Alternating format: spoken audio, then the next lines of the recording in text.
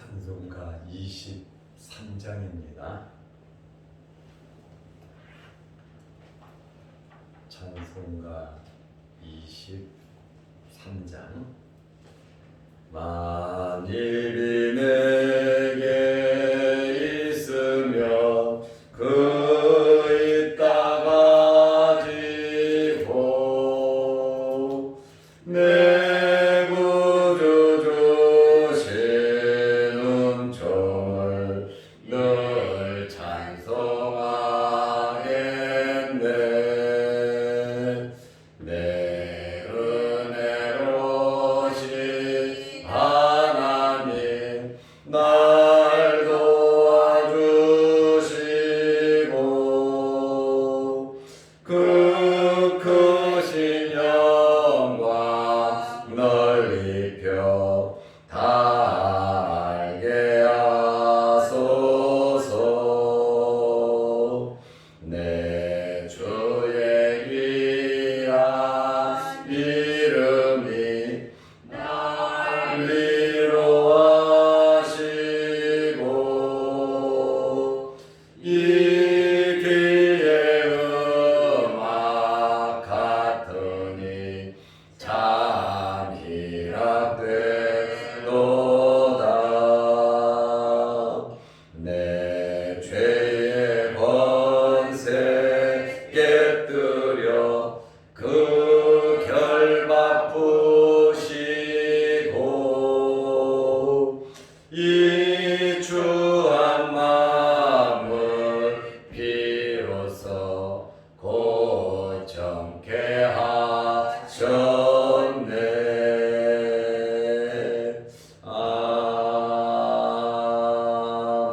아멘. 사도신 경우 우리의 신앙을 고백하겠습니다. 전능하사 천지를 만드신 하나님 아버지를 내가 믿사오며 그 내 아들 우리 주 예수 그리스도를 믿사오니 이는 성령으로 잉태하사 동정녀 마리아에게 나시고 본디오 빌라도에게 고난을 받으사 십자가에 못 박혀 죽으시고 장사한 지 사흘 만에 죽은 자 가운데서 다시 살아나시며 하늘에 오르사 전능하신 하나님 우편에 앉아 계시다가 저리로서 산 자와 죽은 자를 심판하러 오시리라. 성령을 믿사오며 거룩한 공회와 성도가 서로 교통하는 것과 죄를 사하여 주시는 것과 몸이 다시 사는 것과 영원히 사는 것을 믿사옵나이다. 아멘. 하나님의 말씀 요한일서 2장 1절에서 6절 말씀까지 보겠습니다.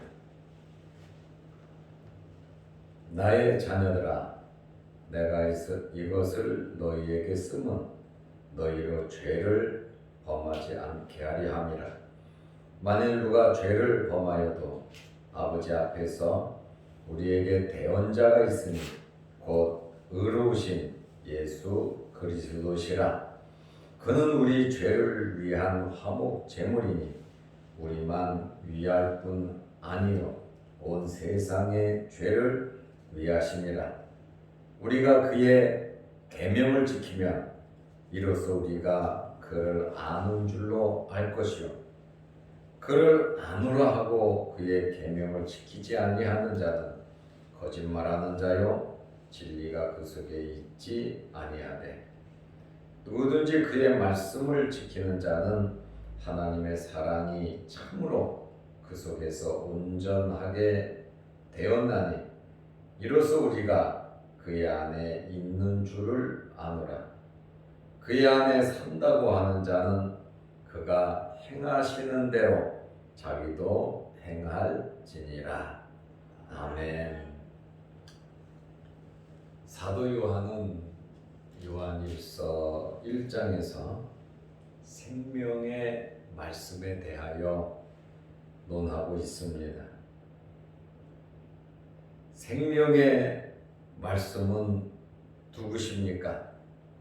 육신을 입고 이 땅에 오신 예수 그리스도이십니다. 생명의 말씀은 복음을 가리키고 있습니다. 복음은 곧 예수 그리스도를 말하고 있습니다. 생명의 말씀이신 예수 그리스도는 영원 전부터 성자 하나님으로 계셨습니다. 태초부터 예수님은 계셨습니다. 그리고 사도 요한은 예수님께서 공생의 기간 3년 동안 주님과 함께 살았습니다. 주님의 말씀을 들었고 주님을 가까이에서 모시며 보았고 예수님을 손으로 만진 바라고 예수 그리스도에 대해서 내가 확실하게 알고 있음을 증언하고 있습니다. 생명의 말씀이신 예수 그리스도는 성부 하나님과 함께 계시다가 육신을 입고 우리에게 나타나신 분이시라고 소개를 하고 있습니다. 생명의 말씀인 예수 그리스도를 통하여 무엇이 있냐면 사귐이 있다고 말을 하고 있습니다. 요한이 이 글을 쓰는 것은 첫째, 우리가 하나님과 사귐이 있다는 거예요. 예수님과 사귐이 있다는 겁니다. 사귄다고 하는 게 뭡니까? 함께 하는 거예요. 사귄다고 하는 것은 서로를 알면서 교제하는 겁니다. 그러면 우리가 하나님을 알고 어떻게 하나님과 사귈 수가 있겠습니까? 요한은 말합니다. 예수 그리스도를 통하여 우리가 하나님과 사귐을 갖는다고 말하고 있어요. 이것이 하나님께서 우리에게 주신 놀라운 은혜고 하나님의 이러한 은혜를 우리가 받기 위해서 예수 그리스도께서는 이 땅에 오셨고 십자가에 못 박혀 우리의 죄값을 위하여 대신 돌아가 주셨습니다. 그리고 부활하신 분이 예수 그리스도이십니다. 이러한 생명의 말씀을 통하여 하나님과 사귈 뿐만 아니라 하나님과 사귀는 성도들은 성도들과도 사귐이 있어야 되는 겁니다. 성도들의 교제, 성도들과의 이 사귐을 통하여 하나님께 영광을 돌리고 우리의 믿음이 성장하고 성숙하고 특별히 사귐을 통하여 우리 먼저 믿은 성도들은 본을 보여야 하는 것입니다. 이제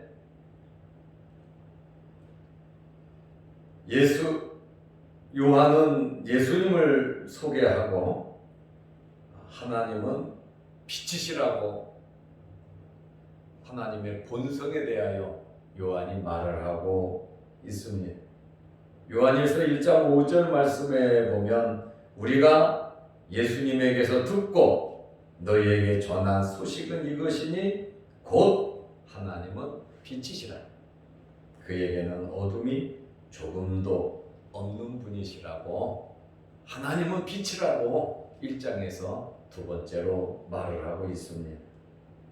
하나님의 본성은 제가 세 가지로 말씀을 드렸습니다. 첫째는 하나님은 빛이시다.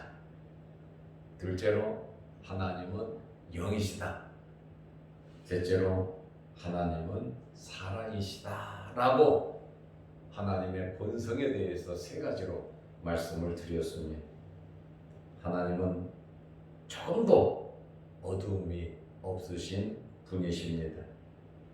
하나님께서 빛이신 것처럼 우리는 하나님의 빛을 받은 자들이고 빛 안에 거하는 자들로서 세상 속에서 우리는 빛되게 살아가야 할 것을 말씀하고 있습니다. 사도 요한은 요한 1서 1장에서 요한 1서를 쓴 목적을 우리에게 설명하고 있습니다. 왜 요한 1서를 썼느냐? 요한 1서를 쓴 목적은 요한 1서 1장 4절 말씀에 보면 우리의 기쁨이 충만하게 하려 함이라.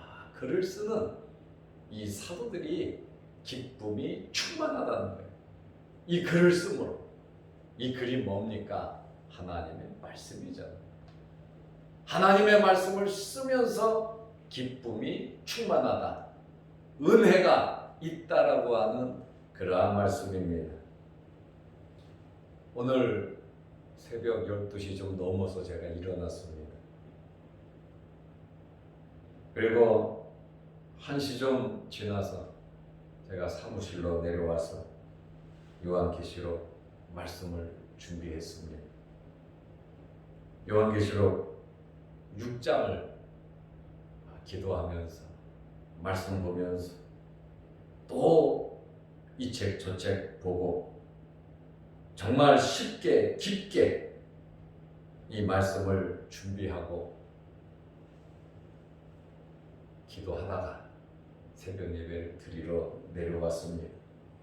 말씀을 준비하는 그 시간, 고요한 이 새벽 이 시간, 마음이 뜨겁고 기쁨이 있고 은혜가 있어요. 시간이 왜 그렇게 빨리 지나가는지 몰라요. 말씀을 보고 기도하고 컴퓨터 앞에 앉아서 설교 본문을 보면서 설교를 준비할 때 정말 새벽에 내려와서 금방 새벽 예배 시간이 되는 것을 보면서 야, 이거는 아무나 하는 것이 아니다. 은혜 받은 자가 좋아서 하는 거지. 새벽 1시, 2시에 내려와서 누가 설교 준비를 하겠습니까? 그러나 기쁨이 있다는 거예요. 은혜가 있다는 거예요. 사도 요한도 이 말씀을 기록하면서 요한일서 1장 4절에 우리가 이것을 쓰면 우리의 기쁨이 충만하게 하려 하며 기쁨이 충만하다. 말씀을 준비하면서 말씀을 전하면서 마음이 기쁜 거지. 그리고 하나님의 말씀을 보고 듣는 자들을 생각해 보니까 너무너무 마음이 기쁜 거예요. 이 시대의 로마 시대 아닙니까? 엄청난 핍박이 있고 순교자들이 많이 일어나는, 많은 불이익을 당하고 감옥에 가고 예수 믿는 이유로 어려움을 당하는 성도들에게 이러한 말씀을 전하면서 이 말씀을 보내면서 그들이 이 말씀을 보고 은혜 안에 거하고 기쁨으로 살아갈 걸 생각하니까 기쁘다는 거예요. 말씀을 들을 사람이 있다는 것, 말씀을 보는 사람이 있다는 것이 얼마나 기쁘고 얼마나 감사하고 행복한 일입니까? 또 우리들 입장에서 말씀을 준비하고 요한처럼 말씀을 전하는 자들이 있다는 것이 얼마나 기쁘고 행복하냔 말이에요. 여러분들도 말씀을 전하면서 기쁨이 있고 또 내가 전하는 말씀을 듣고 그들이 은혜 받고 예수 믿고 하나님 말씀대로 믿음이 자라나는 것을 생각하면서 여러분들에게도 기쁨이 있으시기를 바랍니다. 그리고 요한은 이 글을 쓰면서 서로 영적인 교제가 있으므로 기뻤다고 말을 합니다. 우리는 예배를 통하여 하나님께 영광을 돌립니다. 하나님과 교제하는 것이죠. 그리고 성도들 간에도 하나가 되어 교제하며 영적으로 하나님께 예배를 드리는 겁니다. 신령과 친정이죠. 이러한 모임이 있다는 것이 얼마나 기쁘고 행복한 일인지 모릅니다. 많은 사람들이 잠을 자는 이 새벽 시간에 우리가 주의 전에 나와 파수꾼과 청지기 같이 교회를 지키며 나라와 민족을 위하여 기도하면서 또 성도들을 위해서 기도하고 우리 자신들을 위해서 기도하는 것이 얼마나 행복하고 기쁜 일이십니까? 항상 이러한 기쁨이 우리 생애 동안에 또 우리 자손들에게도 넘치시기를 축원합니다. 이제 2장에 들어와서 요한 1서를 쓴 목적이 또 나와 있습니다. 너희로 죄를 범하지 않게 하려 함이라, 이렇게 말을 하고 있습니다. 이거를 보는 하나님의 백성들로 하여금 죄의 문제를 해결하면서 살으라는 것이죠. 첫째는 깨닫게 하고 바로 살게 하고, 우리가 죄를 범했다 할지라도 죄를 범하지 않아야 되는데 연약해서, 때로는 무식해서 육신을 입고 있다 보니까 고의적으로 우리가 죄를 범하게 되는데, 그 죄의 문제를 해결하는 방법을 소개하기 위해서 요한일서 2장을 지금 쓰고 있습니다. 요한일서 2장 1절 말씀에 보면 나의 자녀들아, 내가 이것을 너희에게 쓰면 너희로 죄를 범하지 않게 하려 함이라. 죄를 범하지 않게 하려 함이라. 만일 누가 죄를 범하여도 죄를 범하지 않게 하기 위해서 이거를 썼는데, 만일 누가 죄를 범하여도 아버지 앞에서, 하나님 아버지 앞에서 우리에게 대언자가 있으니 곧 의로우신 예수 그리스도시라고 소개하고 있습니다. 그러면 우리는 죄를 안 지을 수 있습니까? 사람은 누구나 죄를 짓습니다. 그런데 여러분, 죄 때문에 망하지 않습니다.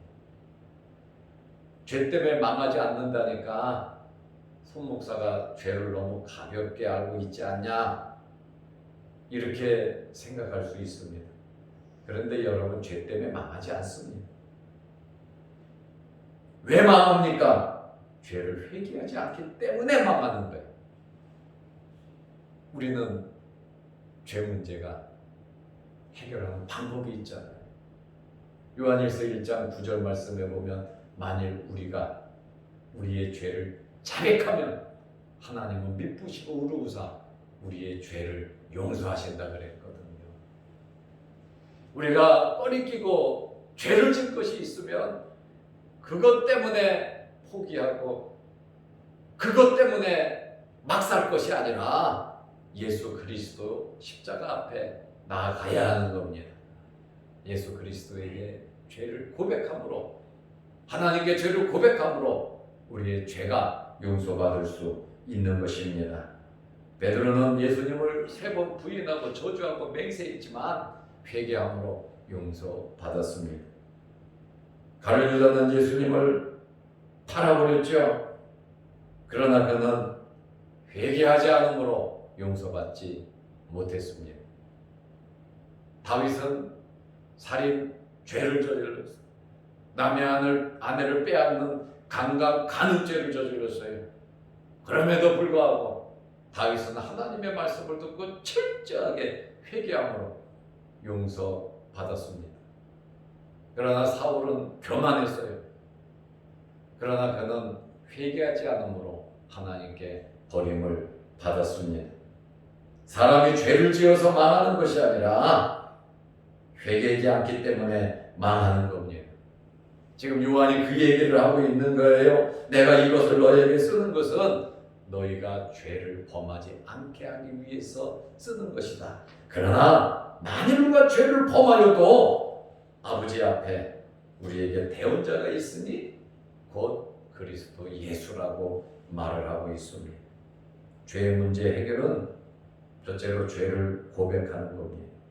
둘째로 예수님께서 죄의 문제를 해결해 주시는 겁니다.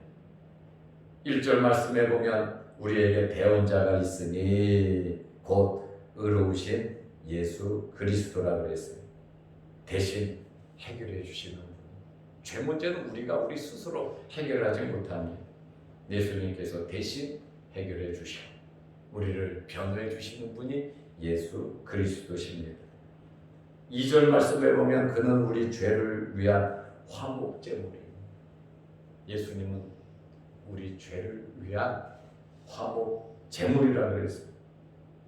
예수님께서 죽으심은 친히 대제사장으로서 제물이 되시는 완벽한 죽으심입니다. 구약시대에는 동물을 갖다 바쳤지만 동물은 예수 그리스도를 상징하고 있죠. 그림자잖아요. 그러나 그림자가 아닌 실체가 죄 없으신 예수님께서, 하나님의 신성을 가지고 계신 예수님께서 육신을 입고 이 땅에 오셔서 우리 죄를 대신하여 돌아가셨으므로 예수님께서 친히 우리의 제물이 되셔서 우리의 죄를 용서해 주셨습니다. 그러면 죄 용서함을 받은 우리가 어떻게 살아야 하겠습니까? 우리는 예수님의 피로 구원받은 하나님의 백성들이에요. 하나님의 백성인 우리는 어떻게 살아가야 하겠습니까? 예수님의 말씀대로 하나님의 말씀을 지키면서 우리는 살아가야 하는 것입니다. 우리 마음속에 하나님의 말씀으로 가득 차시기를 축원합니다. 우리는 하나님의 말씀을 알아야, 봐야, 들어야, 그리고 기도하면서 성령의 감동으로 말씀의 은혜를 우리는 받아야 하는 겁니다. 요한일서 2장 4절 말씀에 보면 그를 아노라 하고 예수님을 안다고 하면서 그의 계명을 지키지 아니하는 자는 거짓말하는 자고 진리가 그 속에 있지 않다 그랬어요. 예수님께서 열매를 보고 안다 그랬잖아요. 예수님을 알면, 예수님을 믿으면 예수님의 열매가 나와야 되는 거예요. 그러므로 계명을 지키는 것이, 말씀을 지키는 것이 어떻게 살아가는 것입니까? 첫째로 예수님을 잘 아는 겁니다. 요한이 예수님을 아는 것처럼 우리도 예수님을 알아야 해요. 3절 말씀에 보면 우리가 그의 계명을 지키면 이로써 우리가 그를 아는 줄로 알 것이요. 계명을 지키면 우리가 예수님을 아는 거단 말이죠. 믿는 것이고 예수님께 맡기는 거예요. 두 번째로 계명을 지킨다고 하는 것은 하나님의 사랑이 우리 마음속에 있는 겁니다. 하나님의 사랑의 지배를 받는단 말이죠. 5절 말씀에 보면 누구든지 그 말씀을 지키는 자는 하나님의 사랑이 참으로 그 속에서 온전하게 되나니 이로써 우리가 그의 안에 있는 줄을 아노라. 우리가 말씀을 지켜야 하나님의 사랑 안에 거하는 자들임을 알 수 있다고 말을 하고 있습니다. 그러니까 하나님의 사랑이 우리에게 충만하시기를 바랍니다. 그래서 우리는 사랑하면서 살아가는 거예요. 어떤 형편에서든지 사랑하면서 사는 겁니다. 세 번째로 계명을 지킨다고 하는 것이 무엇입니까? 6절 말씀에 보면 계명을 지킨다고 하는 것은 예수님께서 행한 그대로 살아가는 거예요. 예수님의 발자취를 따라가는 거예요. 예수님의 발자취를 따라가면 어떻게 되겠습니까? 예수님을 닮아가는 거죠.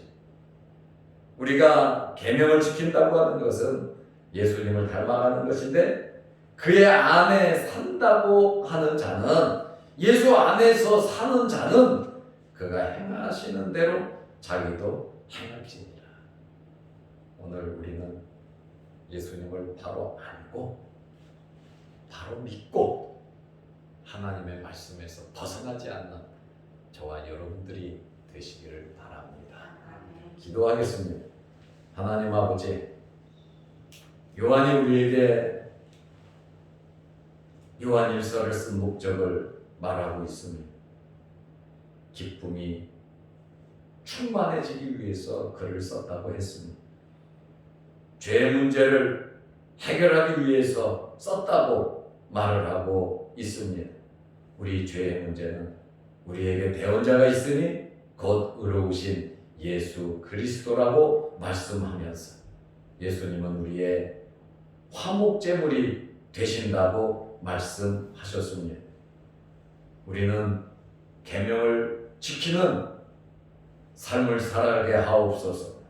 예수님을 알 뿐 아니라 하나님의 사랑이 우리 안에 있고 예수님을 닮아가는 우리가 되게 하옵소서. 오늘 하루도 승리케 하옵소서. 우리가 만나는 모든 사람들에게 예수 그리스도의 사랑을 나누어주는 하루 되게 하시고 이 시간 기도하는 우리의 기도를 들으시며 또한 영상을 보며 은혜 받고 기도하는 성도들의 그 간절한 소원도 이루어 주옵소서. 예수님의 이름으로 기도드리옵나이다. 아멘. 하늘에 계신 우리 아버지여, 이름이 거룩히 여김을 받으시오며 나라의 마옵시며 뜻이 하늘에서 이룬 것 같이 땅에서도 이루어지이다. 오늘날 우리에게 일용할 양식을 주옵시고 우리가 우리에게 죄 지은 자를 사하여 준 것 같이 우리 죄를 사하여 주옵시고 우리를 시험에 들게 하지 마옵시고 다만 악에서 구하옵소서. 대개의 나라와 권세와 영광의 아버지께 영원히 싸움나이다. 아멘. 자유로 기도하시기 바랍니다.